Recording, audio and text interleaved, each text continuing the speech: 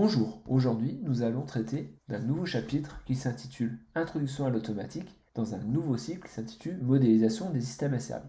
Dans le cycle précédent, nous avons vu l'analyse des systèmes pluriotechniques complexes. Ici, nous allons voir comment est-ce qu'on peut modéliser plus particulièrement certains types de systèmes qui s'intitulent les systèmes asservis et on va commencer par les introduire. Voici le plan de ce cours. Tout d'abord, nous allons introduire quelques définitions. Ensuite, nous allons donner les buts et motivations de l'étude de ces systèmes, un bref historique suivi de la structure globale et classique d'un système automatique.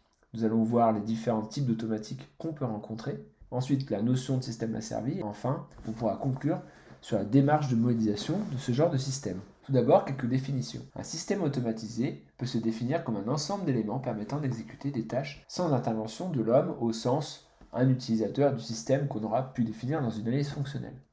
Ici, l'homme n'interviendra que pour programmer ou régler le système. L'automatique, c'est la discipline scientifique qui permet de modéliser, concevoir, étudier, optimiser ce genre de système. Cette discipline se basera sur un ensemble de théories mathématiques que nous allons définir dans ce cycle. C'est-à-dire que ce genre de système s'inspire bien souvent de l'homme ou de la nature pour exister. Ici, vous avez deux exemples de systèmes automatiques qu'on peut avoir à l'esprit quand on pense à ce genre de système. C'est un aspirateur robot automatique, ici une voiture autonome. Alors la plupart du temps, ce qui motive la conception de ce genre de système, c'est lorsque la tâche de l'homme est souvent pénible, ou alors des conditions difficiles ou répétitives. Là, on peut illustrer ça avec le robot Curiosity, qui est un robot d'exploration martienne, où là, clairement, les conditions sont très difficiles, voire impossibles. Notamment, le voyage pour aller sur Mars, c'est compliqué. Donc là, dans ce cas-là, ça va être intéressant d'utiliser un robot qui est clairement un système automatisé. Pour les tâches répétitives, on pensera à des robots qui travaillent dans l'industrie, notamment les robots qui permettent l'assemblage dans des chaînes de fabrication automobile. Ce qui peut motiver aussi ce genre de système, c'est lorsqu'on a besoin d'une bonne précision. Là, on pourra penser au cas des robots chirurgicaux, avec cette image-là. Enfin, lorsque certaines tâches nécessitent une puissance décuplée par rapport à celle de l'utilisation d'hommes, c'est vraiment dans ce cas-là qu'une conception sera intéressante. Encore une fois, on peut penser à ces bras de robots qui pourront manipuler des structures d'automobile. Et enfin, une dernière motivation, c'est la bonne reproductibilité qu'on souhaite obtenir. Là, on aura les robots de manutention, encore une fois, la chirurgie, qui est aussi un bon exemple. Alors, l'automatique possède donc beaucoup d'avantages, mais nécessite néanmoins de développer des systèmes robustes, parce que le système sera amené à évoluer de manière autonome par rapport aux consignes souhaitées. Ainsi, il est important de prévoir les performances de ce système, et pour ça, on va devoir développer des modèles mathématiques qu'on pourra utiliser pour prévoir ces performances. Exemple, pour un robot aspirateur, voici comment on peut modéliser le système. Ici, on aura notre système automatique, on va avoir des entrées qu'on appellera consignes, des sorties qu'on appellera réponses, et ici, on aura des perturbations qui pourront venir contrecarrer le fonctionnement automatique du système. L'objectif étant que les performances effectives du système soient proches des performances souhaitées, malgré les perturbations que pourra subir le système. Ici, pour un robot aspirateur, ce qu'on va souhaiter, c'est que le système se déplace partout dans la pièce à aspirer, donc là, ça sera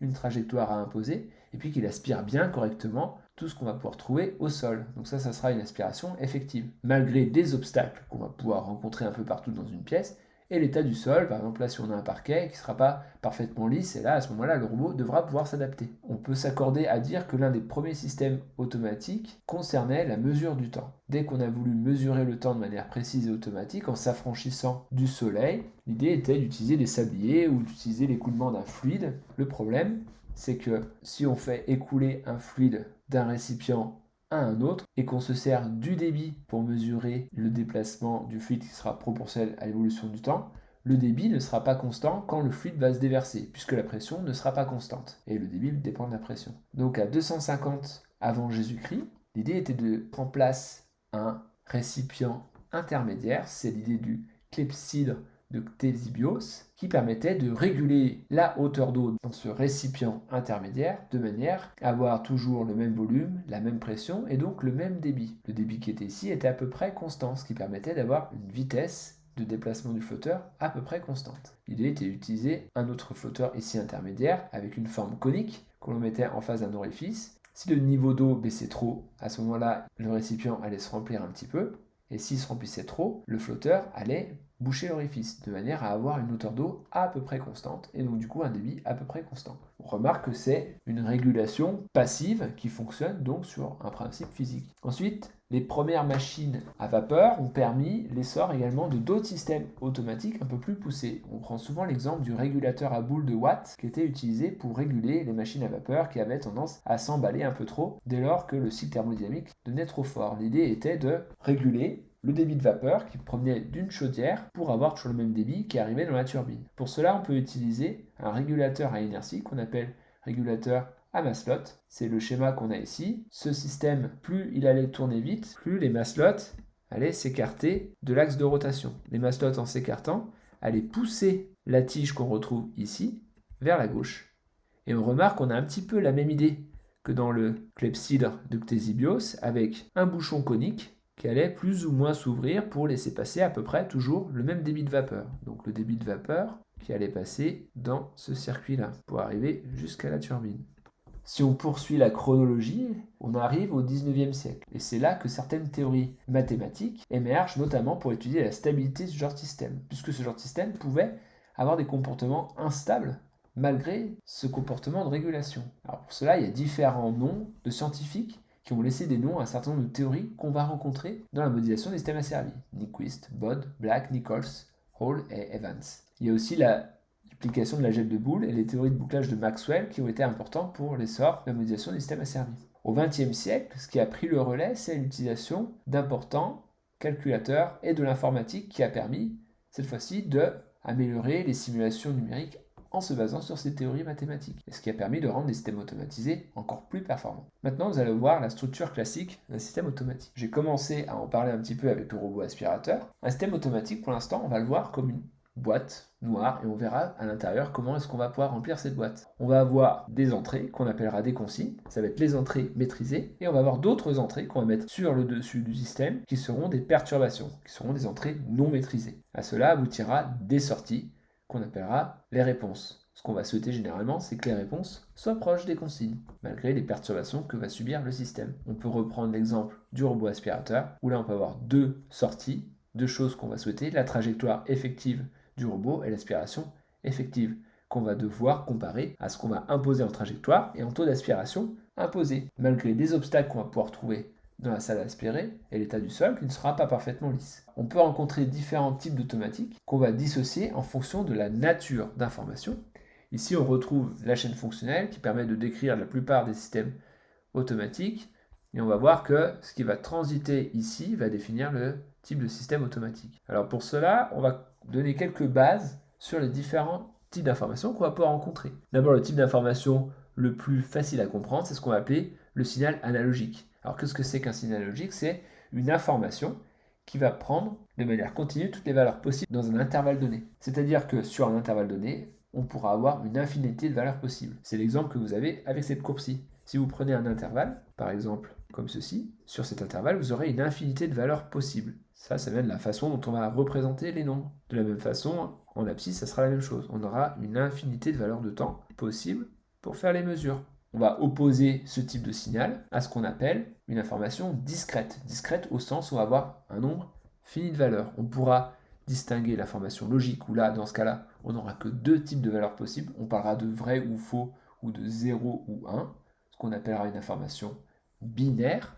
On pourra également parler d'information numérique, qui est en fait une combinaison d'informations binaires, donc composée de plusieurs bits. Et dans ce cas-là, on aura le problème d'échantillonnage, c'est ce qu'on va retrouver en abscisse. Donc là, on va discrétiser les instants durant lesquels on va prendre les valeurs. De la quantification, c'est-à-dire qui va être lié au codage de l'information, c'est-à-dire une sorte de graduation verticale qui va nous donner un nombre fini d'informations possibles, illustré par cette courbe qui représente cette courbe-ci continue numérisée de manière discrète. Si on prend l'information binaire, le type d'automatique associé est ce qu'on appelle le combinatoire. Dans ce cas-là, on aura un certain nombre d'entrées qui sera plusieurs informations binaires qui vont donner des sorties qui seront des informations binaires. Et l'état logique de la sortie ne dépendra que de l'état logique d'entrée. Dans ce cas-là, on parlera de système combinatoire. Le traitement pourra être fait avec un automate programmable ou même un ordinateur ou un microcontrôleur ou un PC. Si maintenant on prend la même structure, la même nature d'information, une combinaison d'informations binaires, mais cette fois-ci que la sortie ou les sorties vont dépendre des entrées, mais également de l'état du système, on parlera de système séquentiel.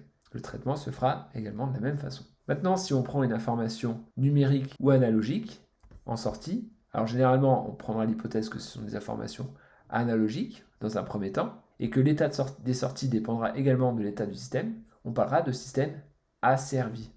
Le traitement pourra également se faire par un PC ou des cartes informatiques qui ont la structure d'ordinateur, comme des microcontrôleurs. Ce genre de systèmes sont utilisés dès lors qu'on va demander une précision importante, dès lors qu'on souhaite que le système réagisse à des perturbations de manière imprévue, lorsque le système a un comportement mal connu ou variable, et lorsque la stabilité est mise en cause. Voici 3 exemples de systèmes automatiques selon les 3 catégories qu'on vient de voir. Tout d'abord, le système combinatoire. On peut penser simplement à des interrupteurs, par exemple, pour allumer des lumières. Alors, des interrupteurs avec des va-et-vient. Je pourrais faire un exemple pendant le cours, où là, l'état de sortie, ça peut être une ampoule qui s'allume, va dépendre de la façon dont on appuie sur l'interrupteur, et la lumière est allumée ou non. Pour un système séquentiel, une application classique qui vient, c'est les ascenseurs. Alors là, on a des états numériques, c'est-à-dire, par exemple, l'ascenseur présent à un étage, oui ou non. Donc là, c'est bien des informations logiques qui vont dépendre en fait des états d'entrée. Donc, par exemple, l'appui sur un bouton à un certain étage ou si on a appuyé sur un bouton ou un autre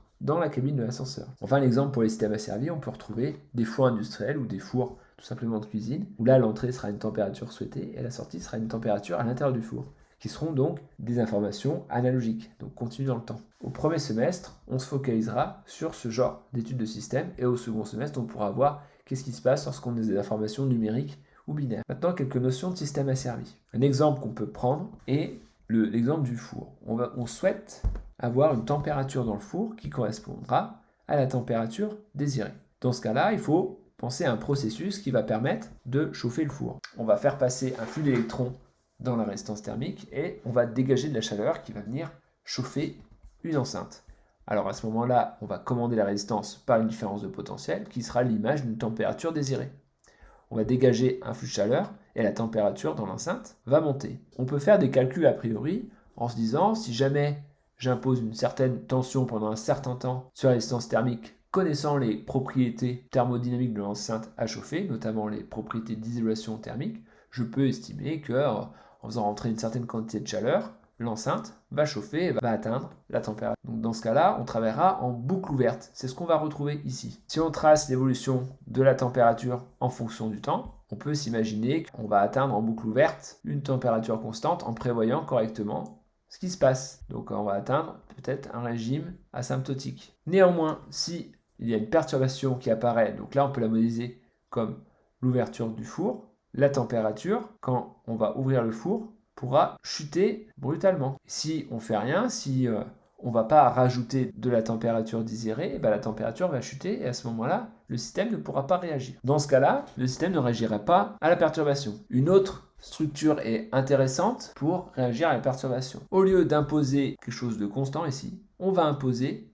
une comparaison de la température désirée avec la température dans le four. Alors pour cela va nécessiter d'avoir une chaîne retour qui va correspondre à une mesure de la température. C'est ce qu'on va retrouver ici. Donc là, on va avoir la mesure de la température qui sera comparée à la température désirée. De sorte qu'après une régulation, on va envoyer une tension d'alimentation de la résistance thermique qui sera proportionnelle à cette différence-là. Ça veut dire que initialement, la température désirée sera sans doute assez différente de la température mesurée. Donc on va commander la température avec quelque chose d'assez important. Et plus cette température-là se rapproche de la température souhaitée, moins on aura besoin de commander la résistance thermique. Donc moins on aura besoin d'apporter de la chaleur à l'enceinte du four. Et si jamais on ouvre le four, la température dans le four va baisser brutalement. À ce moment-là, cette différence va réaugmenter. Et donc on pourra réalimenter la résistance thermique. C'est là vraiment la structure classique qu'on pourra utiliser dans les systèmes asservis. C'est celle qu'on utilisera le plus souvent. Bien entendu, il y a d'autres structures qui existent, qui sont un peu plus complexes, un peu plus performantes, qu'on pourra utiliser dans certains. Maintenant, quelles sont les différentes familles de systèmes asservis qu'on peut rencontrer? Il y a tout d'abord les systèmes asservis suiveurs. Dans ce cas-là, on parlera d'une poursuite d'une loi de référence, dans laquelle la consigne d'entrée varie en permanence. Alors ce qu'on va retrouver dans les machines outils à commande numérique, ce qui permet de fabriquer un certain nombre de pièces, les missiles, les radars de poursuite, les trackers solaires. Donc ici vous avez une illustration des trackers solaires qui permettent d'optimiser la production d'électricité à partir de panneaux photovoltaïques. Pour optimiser cette production d'électricité, il faut s'assurer que les panneaux solaires soit le plus perpendiculaire au rayon lumineux. Et donc là, on va pouvoir faire une orientation au cours de la journée. Et à ce moment-là, ça veut dire que l'asservissement ici va toujours suivre la trajectoire du soleil. On sera très clairement dans le système asservi suiveur. Ensuite, on a le système régulateur. Dans ce cas-là, la consigne d'entrée sera fixe. Alors, ce qu'on peut retrouver dans la régulation de température, de débit, mais également les régulations de vitesse, où là, la consigne sera constante, une vitesse constante, ce qu'on retrouve dans la plupart des automobiles modernes. Quelle sera la démarche de modélisation des systèmes asservis? Alors, en termes de compétences qu'on va pouvoir utiliser, c'est la modélisation, donc des entrées du système notamment, et du signal lui-même. Donc là, on va pouvoir utiliser des relations mécaniques complexes non linéaires.